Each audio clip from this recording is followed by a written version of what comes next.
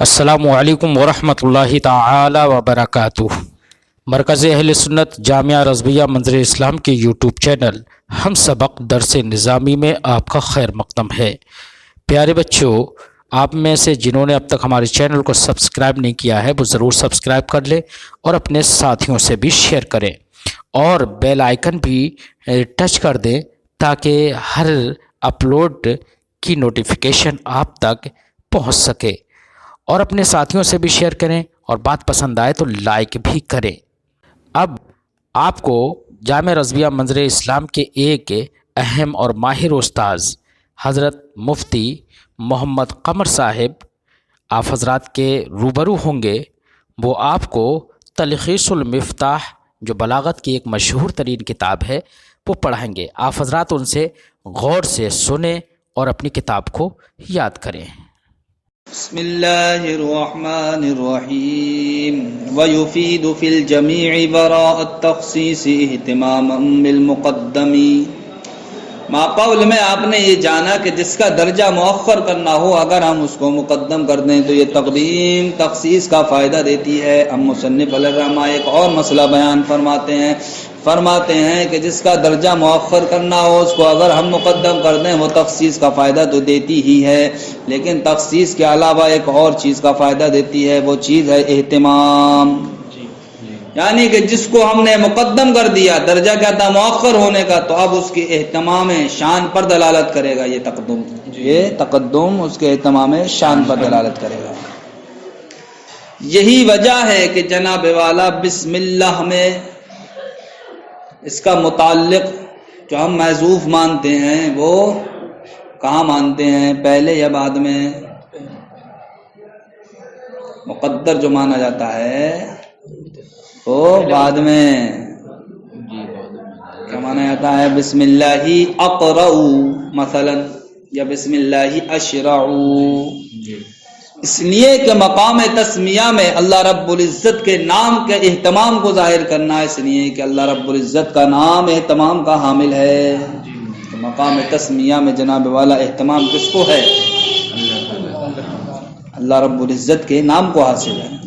اس لیے بسم اللہ میں جار مجرور سے متعلق ملا کے متعلق کس کو بناتے ہیں، یا متعلق کہاں مانتے ہیں؟ پہلے فرض نہیں کرتے ہیں کہ ہم یوں کہیں کہ اصل میں یہ تھا کہ اقرأ بسم اللہ، یا ہم کہیں اشرع بسم اللہ تھا، یہ نہیں، بلکہ اس طرح کہتے ہیں کہ بسم اللہ اشرع یا بسم اللہ ابدأ، تاکہ جناب والا جار مجرور کی یہ تقدیم جس کو مؤخر ہونا چاہیے تھا، یہ تقدیم کس پر دلالت کرے؟ تخصیص پر تو دلالت کرے گی ہی، لیکن تخصیص کے ساتھ ساتھ اللہ رب العزت کے نام کے اہتمام کو بھی اجاگر کرے۔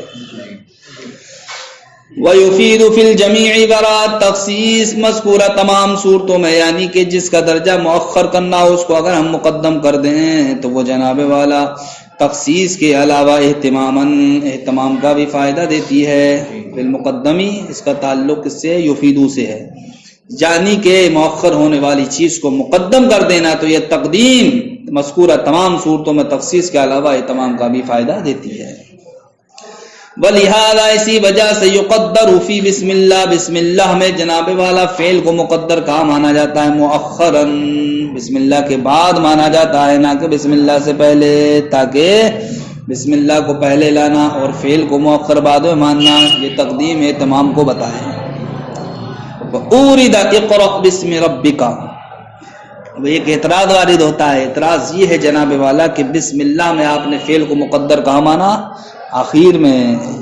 کیوں؟ اس لیے کہ دکھانا یہ تھا کہ اللہ رب العزت کے نام کو اہتمام حاصل ہے، اللہ رب العزت کے نام کو تو اقرا بسم ربک میں جناب والا اللہ رب العزت کے نام کو بعد میں کیوں کر دیا اور فعل اقرا پہلے کیوں لیا؟ یہاں پر بھی تو جناب والا بسم ربک کو پہلے لانا چاہیے تھا اور اقرا کو بعد میں لانا چاہیے تھا، یہاں پر ایسا کیوں نہیں کیا؟ تو فرماتے ہیں اس کے دو جواب ہیں۔ پہلا جواب تو یہ ہے جناب والا کہ یہاں پر بسم اللہ کو یعنی کہ بسم ربکا میں اللہ رب العزت کے نام کو مؤخر اس لیے رکھا کہ یہ جناب والا مقام قرت ہے۔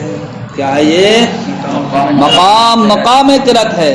جب مقام قرت ہے تو مقام قرت میں قرت کو اہمیت حاصل ہے، مقام قرأت میں تو قرأت کی اہمیت کو اجاگر کرنے کے لیے اقرا فعل کو پہلے لے کر کے آئے، اقرا فعل کو پہلے لے کر کے آئے اور جار مجرور کو بعد میں لے کر کے آئے۔ پہلا جواب ہو گیا۔ دوسرا جواب یہ ہے کہ جناب والا یہاں پر بھی فعل جو ہم نے بسم ربکا کا مانا ہے وہ اقرا اول کو نہیں مانا ہے، بلکہ اس کا تعلق دوسرے اقرا سے ہے، جو دوسرا اقرا بسم ربکا کے بعد مقدر ہے۔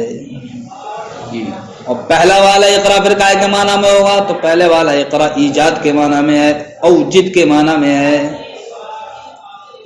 سمجھ گئے؟ تو اب مطلب ہوگا اقرا بسم ربک اقرا، اصل عبارت کیا ہوگی؟ اقرا بسم ربک اقرا، اقرا کائے کے معنی میں ہوگا؟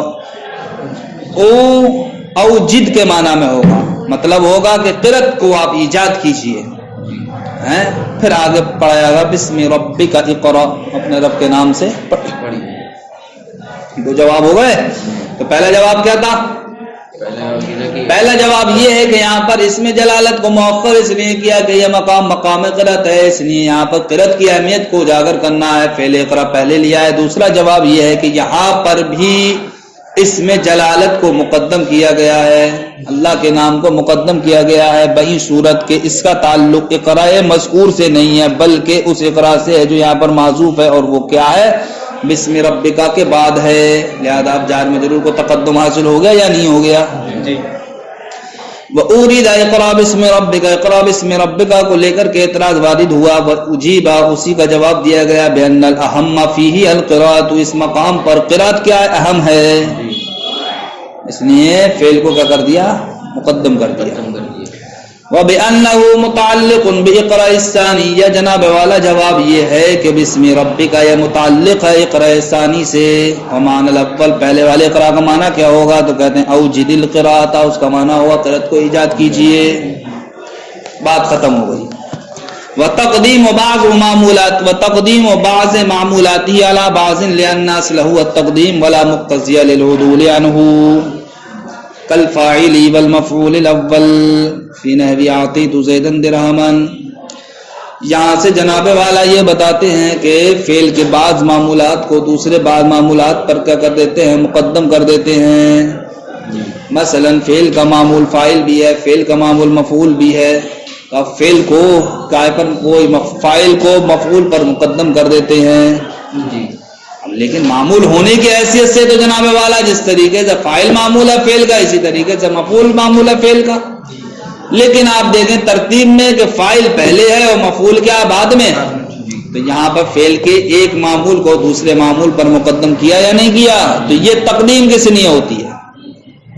تو فرماتے ہیں یہ فعل کے بعض معمولات کو دوسرے بعض معمولات پر مقدم کرنا یہ اس لیے ہے کہ تقدیم ہی اصل ہے، یعنی جن کو مقدم کیا گیا ان کا مقدم ہونا ہی اصل ہے، اور اس اصل سے جناب والا کوئی بھی عدول کرانے کے لیے مقتضی موجود نہیں ہے، اس اصل سے عدول کرانے کے لیے کوئی مقتضی موجود نہیں ہے، اس لیے جناب والا فعل کے بعض معمولات کو دوسرے بعض معمولات پر مقدم کر دیتے ہیں، جیسے کہ فاعل یہ مفعول پر کیا ہوتا ہے؟ مقدم ہوتا ہے، اور جناب والا باب اعطیتو میں مفعول اول یہ مفعول ثانی پر مقدم ہوتا ہے، باب اعطیتو میں مفعول اول مفعول ثانی پر کیوں مقدم ہوتا ہے؟ اس لیے ہوتا ہے کہ جناب والا باب اعطیتو میں مفعول اول کے اندر ہی لینے کی صلاحیت ہے نہ کہ مفعول ثانی میں، اس لیے جناب والا مفعول اول کو مفعول ثانی پر مقدم کر دیتے ہیں، حالانکہ مفعول ہونے میں دونوں برابر ہیں، چاہے مفعول اول کو پہلے رکھیں چاہے مفعول ثانی کو پہلے رکھیں، لیکن مفعول اول کو پہلے کیوں رکھتے ہیں؟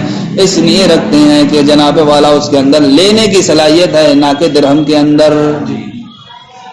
وتقدیم بعض معمولاتی علی بعض، اور فعل کے بعض معمولات کو مقدم کرنا دوسرے بعض معمولات پر، لأن اصلہ التقدیم اس لیے ہے کہ جناب والا اصل کیا ہے؟ تقدیم ہی ہے، ولا مقتضی للعدول عنہ، اور اس اصل سے عدول کرانے کا کوئی مقتضی بھی موجود نہیں ہے کہ ہم یہ کہہ سکتے تھے کہ فلاں چیز کی وجہ سے اس کو مؤخر کر دیا گیا۔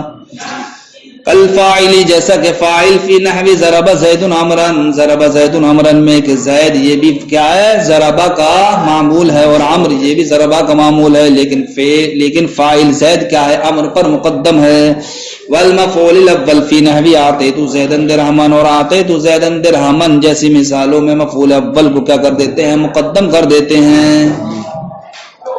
او لأن ذکرہ اہم، یا جناب والا فعل کے بعض معمولات کو دوسرے بعض معمولات پر اس لیے مقدم کر دیتے ہیں کہ اسی کا ذکر اہم ہے، جس کو مقدم کیا گیا ہے اسی کا ذکر کیا ہے؟ اہم ہے، اس کے مقابل کے جس کو مؤخر کیا گیا ہے۔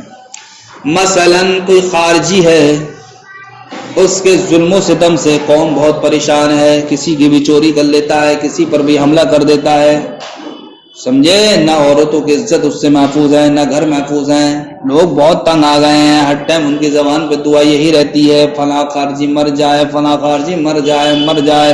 اتفاق سے ایک دن ان کو یہ خبر سننے کو مل گئی اور ان کی دعا قبول ہو گئی کہ خارجی مر گیا۔ تو ایسی صورت میں مقصود کیا ہے یہاں پر؟ اہم کیا کس کا ذکر ہے؟ خارجی کا ہے کہ یہ بتاؤ خارجی مر گیا، یہ مت بتاؤ کس نے مارا، یہ بتاؤ خارجی مر گیا۔ تو یہاں پر خارجی کا ذکر اہم ہے، حالانکہ خارجی تو مفعول ہے، اس پر قتل کرنے والے کا فعل قتل واقع ہوا ہوگا تو وہ مفعول ہوگا، تو مفعول کو بعد میں آنا چاہیے لیکن فاعل کو پہلے آنا چاہیے، لیکن یہاں پر فاعل کو مؤخر کر دیا، مفعول کو مقدم کر دیا۔ کیوں؟ اس لیے کہ یہاں پر مفعول کا ذکر کیا ہے؟ اہم ہے۔ او لأن ذکرہ اہم، یا جناب والا فعل کے بعد معمول کو دوسرے بعد معمول پر مقدم اس لیے کر دیتے ہیں کہ جس کو مقدم کیا ہے اس کا ذکر کیا اہم ہے۔ جیسے کہ آپ کا قول قتل الخارجی یا فلان میں خارجی یا مفعول ہے لیکن آپ نے فاعل پر مقدم کر دیا، کیوں؟ اس لیے کہ یہاں پر خارجی کا ذکر اہم ہے۔ او لأن فی التاخیر اخلالا ببیان المعنی، یا جناب والا فعل کے بعض معمولات کو دوسرے بعض معمولات پر اس لیے مقدم کر دیتے ہیں کہ اگر ہم مؤخر کر دیں گے تو مؤخر کرنے کی صورت میں جناب والا جو ہمارا کلام کا معنی ہے اس معنی میں خلل واقع ہو جائے گا۔ تو خلل سے بچانے کے لیے فعل کے بعض معمول کو دوسرے بعض معمول پر کیا کر دیتے ہیں؟ مقدم کر دیتے ہیں۔ جیسے جناب والا وقال رجل مؤمن من آل فرعون یکتم ایمانہ میں، کہ اس ترکیب کی صورت میں ترجمہ کیا ہے کہ مومن آدمی نے کہا۔ کون سے مومن آدمی نے؟ آل فرعون میں سے، آل فرعون میں سے مومن آدمی نے کہا یکتم ایمانہ، جو اپنی ایمان کو چھپاتا تھا، جو اپنی ایمان کو چھپاتا تھا۔ تو دیکھو یہاں پر مومن آدمی کس سے ہے یہ پتہ چل گیا ہمیں؟ نہیں پتہ چل گیا؟ پتہ چل گیا ہمیں کہ مومن آدمی کا تعلق آل فرعون سے ہے۔ کیسے ہے؟ آل فرعون سے ہے۔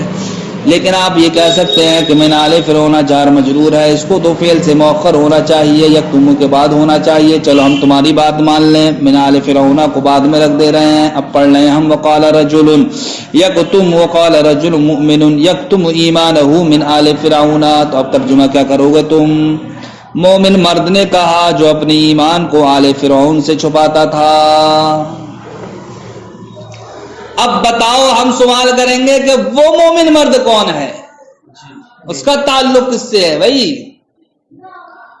جب آپ نے من آل فرعون کو یکتم ایمانہ کے بعد رکھ دیا تو اب اس سے تو یہ پتہ چلا کہ ہاں وہ مومن انسان آل فرعون سے ایمان کو چھپاتا تھا، لیکن اس مومن انسان کا پتہ نہیں چلا وہ کس قبیلے سے تھا۔ تو اب ہم بتانا تو یہ چاہ رہے تھے کہ جو مومن مرد ہے وہ آل فرعون سے ہے۔ اب یہ معنی ہمیں حاصل ہی نہیں ہو رہا ہے۔ کیوں حاصل نہیں ہو رہا ہے؟ اس لیے کہ من آل فرعون کو جس کا درجہ مقدم ہونا تھا یا جس کو ہمیں مقدم کرنا چاہیے تھا، ہم نے اس کے جار مجرور ہونے کی وجہ سے کیا کر دیا؟ مؤخر کر دیا۔ تو دیکھو مؤخر کرنے کی صورت میں معنی میں خلل پیدا ہو جائے گا۔ اس خلل سے بچانے کے لیے کبھی کبھی ایسا ہوتا ہے فعل کے بعض معمولات کو دوسرے بعض پر مقدم کر دیتے ہیں، حالانکہ ان کا درجہ کیا تھا؟ مؤخر ہونا تھا۔ جیسے وقال رجل مؤمن من آل فرعون یکتم ایمانہ میں، فإنہ لو اخر من آل فرعون، اس لیے کہ اگر ہم من آل فرعون کو جار مجرور ہونے کی وجہ سے کیا کر دیں؟ مؤخر کر دیں عن قولہ یکتم ایمانہ، اللہ رب العزت کا فرمان یکتم ایمانہ سے، تو لتوہ انہ من صلۃ، تو اب وہم یہ ہوگا کہ جناب والا من آل فرعون کا تعلق کس سے ہے؟ یکتمو سے ہے۔ کیسے ہے؟ فلا یفہم، تو اب نہیں سمجھا جائے گا کہ انہ منہم، کہ وہ مومن مرد کس سے؟ آل فرعون سے۔ اب یہ بات سمجھ میں نہیں آئے گی، حالانکہ بتانے کا مقصد ہمارے کیا تھا کہ وہ مومن مرد آل فرعون سے تھا۔ تو اب معنی میں خلل واقع ہونے سے بچانے کے لیے کیا کر دیا؟ میں نے آل فرعون کو مقدم کر دیا۔ او بالتناسب کا رعایت الفاصلتی، یا جناب والا فعل کے بعض معمولات کو دوسرے بعض معمولات پر مناسبت کی وجہ سے کیا کر دیتے ہیں؟ مقدم کر دیتے ہیں۔ جیسا کہ جناب والا رعایت فاصلہ، رعایت فاصلہ کی بنیاد پر، یعنی کہ جس کو کہتے ہیں رعایت سجا، کہ آیت کا اخیر ایک جیسے حرف پر رہے، جیسا کہ ہے طہ، آیت کا اخیر ہو گیا ہا کھڑا زبر ہا پر، ما انزلنا علیک القرآن لتشقى الا تذکرۃ لمن یخشى، سمجھے؟ ایسے ہی آ گیا فاوجس فی نفسہ خیفۃ موسیٰ، فاوجس فی نفسہ، حالانکہ ہونا تو یہ چاہیے تھا فاوجس موسیٰ فی نفسہ خیفۃ، فاوجس موسیٰ، اس لیے کہ اس عبارت میں فاعل اوجسا کا کون ہے؟ موسیٰ علیہ السلام ہیں، تو فاعل کو پہلے ہونا چاہیے جناب والا، اور جار مجرور وغیرہ کو یہ بعد میں ہونا چاہیے۔ حالانکہ آپ نے کیا کیا؟ فاعل کو مؤخر کر دیا اور فعل کے دیگر معمولات کو مقدم کر دیا۔ کیوں؟ اس لیے کیا تاکہ رعایت فاصلہ رہے۔ وہ رعایت فاصلہ کیا ہے؟ کہ آیت کا اخیر الف مقصورہ پر ہو رہا ہے۔ اب اگر ہم موسیٰ کو مقدم کر دیں اور فی نفسہ خیفتن کہیں تو اب جو آیت کا اخیر الف مقصورہ پر ہو رہا تھا وہ یہاں پر کیا ہو جائے گا؟ فوت ہو جائے گا۔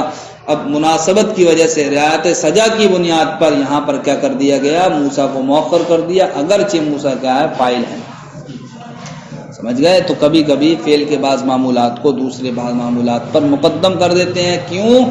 مناسبت کی وجہ سے۔ اب وہ مناسبت یا تو کیا ہے؟ رعایت فاصلہ ہے، تاکہ آیت کا اخیر کیا رہے؟ ایک جیسے حرفوں پر رہے۔ السلام علیکم ورحمۃ اللہ۔